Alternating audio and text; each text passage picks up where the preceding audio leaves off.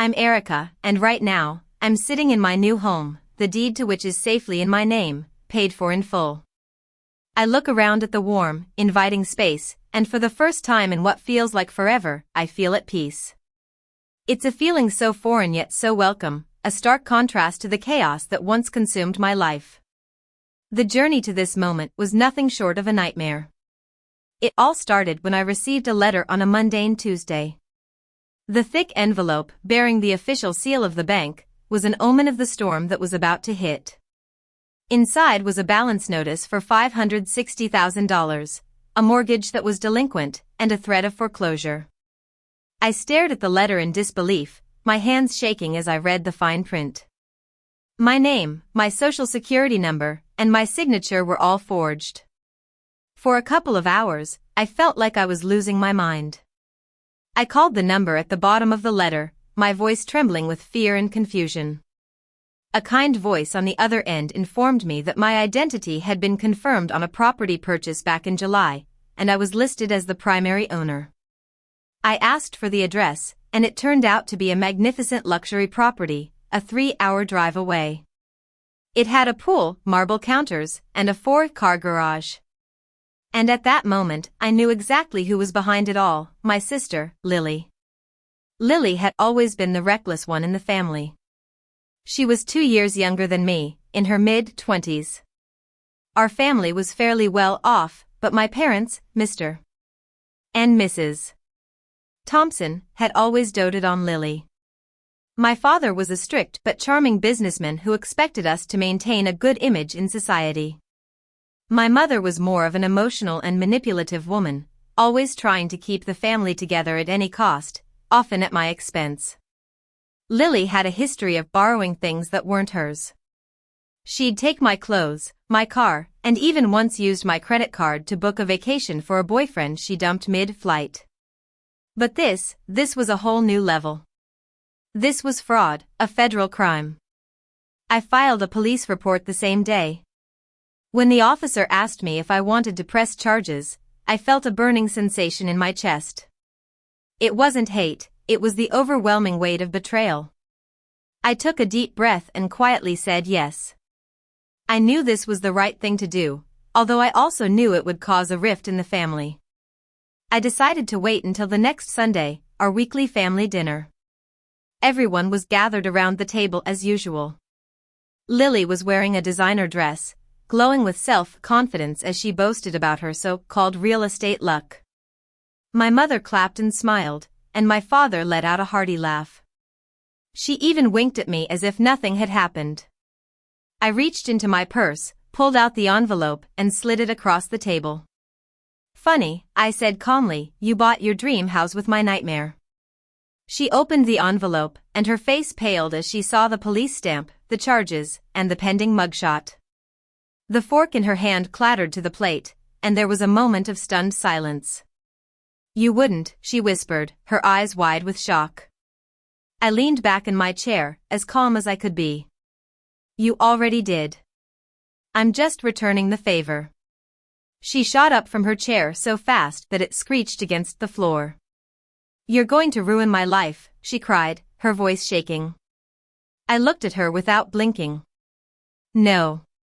You did that the moment you signed my name and put a mansion on my credit score." My mother reached for the papers, as if she could somehow make everything go away. "Let's talk about this privately," she hissed. "We're family." I let out a low, sharp laugh. Family doesn't take out a $560,000 loan while their sister is struggling to pay off student debt and driving an old car. My father, who had been silent throughout dinner, finally spoke up. "You don't need to involve the police." I turned to him, a cold realization dawning on me. "You knew," I said. He looked away, and that silence was more deafening than any words could have been. They knew what Lily had done, and they let her do it, letting me bear the consequences of her recklessness once again. Lily reached out to me, desperation in her eyes. "I'll pay it back. I promise." I shook my head in disbelief. "With what? Your fake real estate job? The influencer career you built on lies?" The room felt like it had turned into an icebox, the air thick with the decade of lies that I had finally brought to the surface. I wanted to believe that this family would protect me, I said quietly. But as I stood up and left the room, I knew that I had just been the signature they needed when no one else trusted them.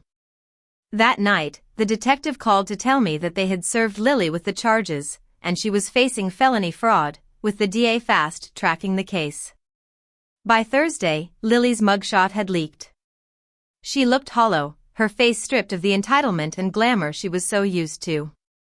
It spread like wildfire, shared in local groups, real estate circles, and retweeted with words like fraud, con artist, using her sister's name. Her agency dropped her within hours, and all her sponsorships vanished. My inbox was flooded with messages. Some were from mutual friends, while others were from strangers. One message that really stuck with me was from an old high school teacher. She wrote, "You were always the quiet one. Lily was the loud star. But look who was building something real all along." But my troubles weren't over. The bank wasn't going to just walk away. That mortgage was still legally tied to me, and they wanted their money. So I met with a lawyer, a sharp-looking man in a bespoke suit. He glanced over the police report and said, "We'll file for damages, civil fraud, and we'll subpoena every cent she spent in your name." I was relieved because I had all the receipts, from the marble counters to the down payment and the $12,000 fridge that had featured in her Instagram reels. That weekend, Lily called me from a blocked number. She was crying and begging, "They're going to take the house. Mom won't help. Please, just tell them I had your consent." I was silent for a moment, then I asked her, "When you signed my name, were you thinking about me?"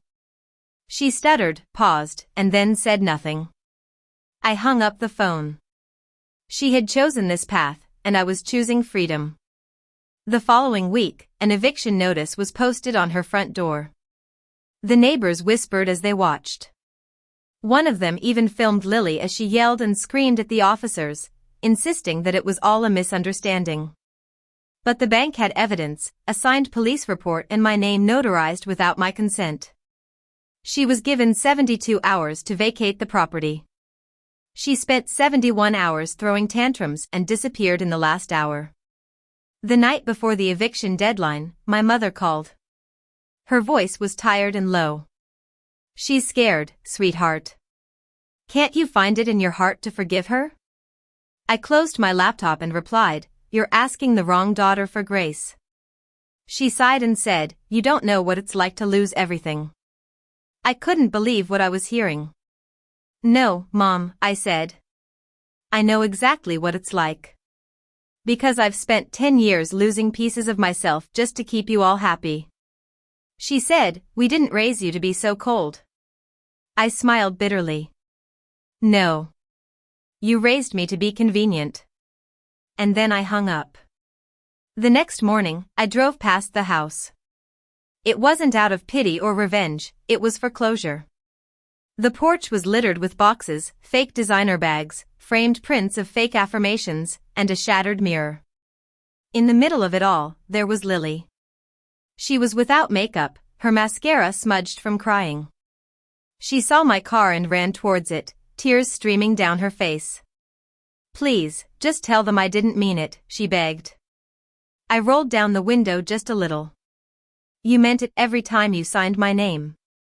Every time you smiled for the camera, knowing it was built on my identity." She cried harder, but I didn't waver. "I don't need you to go to jail," I said. "I just need you to finally live without me." Then I rolled up the window and drove away. For the first time in years, my hands didn't shake, my chest didn't ache, and my voice was truly mine. By Monday, the calls started coming in. It wasn't Lily, it was from other family members like Aunt Sarah, Uncle Greg, and even Grandma, who had once called me the quiet failure. "She's your sister. Blood is thicker. She's learned her lesson. Do you really want her to go to jail?" They asked, never once asking what she had done. They were more concerned about me not covering it up, as if I was the bad one. I gave them the same answer each time: I didn't ruin her life. I just refused to keep funding it. That week, my face showed up in a blog. One of Lily's influencer friends wrote a pity post, trying to make me out to be the jealous sister who was ruining Lily's life. They used my LinkedIn photo and dropped just enough breadcrumbs to make me the villain. The comment section was ablaze with hate until someone from college came forward and dropped a truth bomb, presenting bank statements and police reports that proved Lily had stolen my identity. The post was quickly deleted, and it was almost comical how fast people turned when the lie didn't benefit them anymore. As the court date approached, my lawyer called to tell me that they were trying to offer a plea deal, restitution and probation. I leaned back in my chair, looking out at the skyline that I had built with my hard work.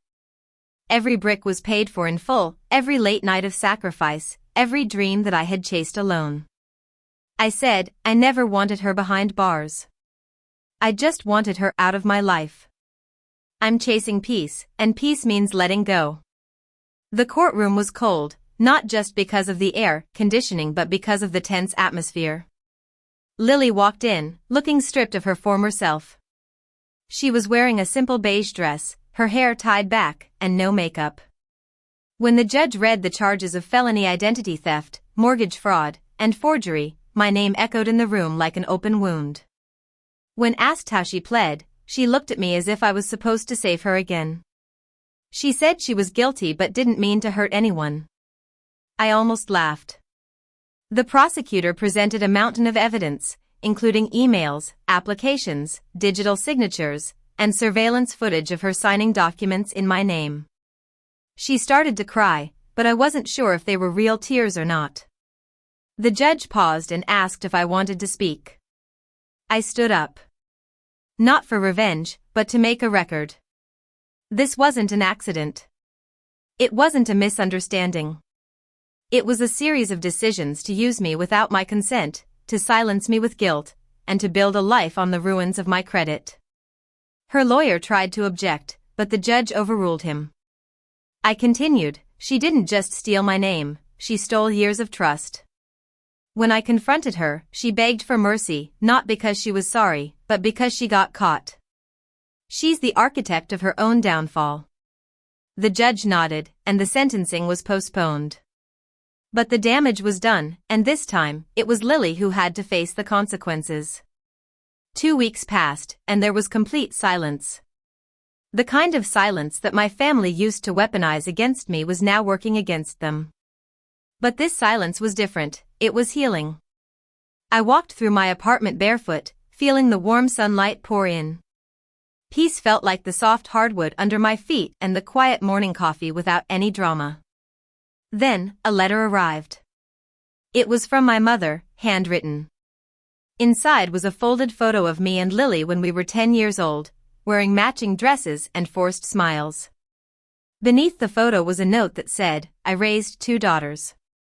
One made more mistakes. Please come to the family dinner this Sunday. Let's talk like we used to. I looked at the photo for a long time, then I dropped it into the shredder.